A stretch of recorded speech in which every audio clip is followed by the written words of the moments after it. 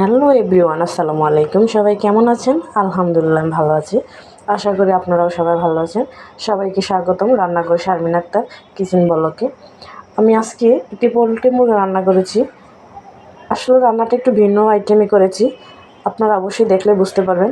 আর ভিডিওটি ধৈর্য সহকারে দেখেন আমি কীভাবে রান্না করেছি, অবশ্যই আপনাদের কাছে ভালো লাগবে।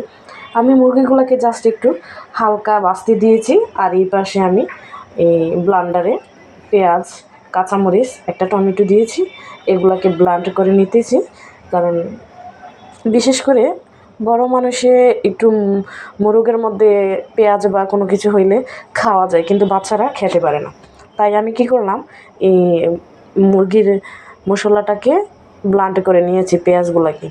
তাই এগুলাকে আমি ওই যে মুরগিটা ভাজি করেছি ওটার মধ্যে তেলটার মধ্যে আমি পেঁয়াজ বাটাটা দিয়ে দিয়েছি।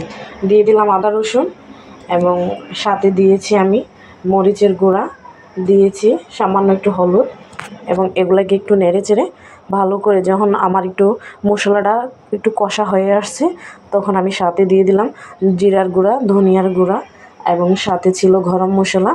এগুলো আমি সব ভালোভাবে একসাথে মশলাগুলো নেড়ে চেড়ে একটু সামান্য একটু জল দিয়েছি, যাতে মশলাটা একটু হয়।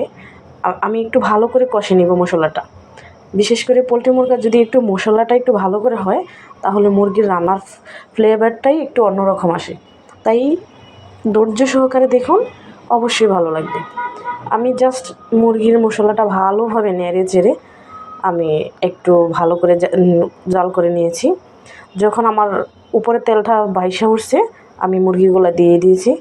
আমার মুরগিগুলা দেওয়ার পরে আমি কয়েকটা নাড়াচাড়া দিয়ে এগুলাকে একটু আবার একদম মুরগিগুলোর সাথে মশলাটা মিক্স করে নিয়েছি। মিক্স করার পরে আমি এগুলোকে একটু নাড়াচাড়া করতেছি। এই মুরগির ঝোলটাই এই মুরগিটা সম্পূর্ণভাবে ভালো করে হয়ে আসবে। আর যখন আমার হওয়া কমপ্লিট হয়ে যাবে, দেখবেন একদম মুরগটার উপরে তেল তেল ভাসবে। আর বিশেষ করে এই মুরগটা একটা অন্যরকম স্বাদ লাগে সাদা ভাতের সাথে।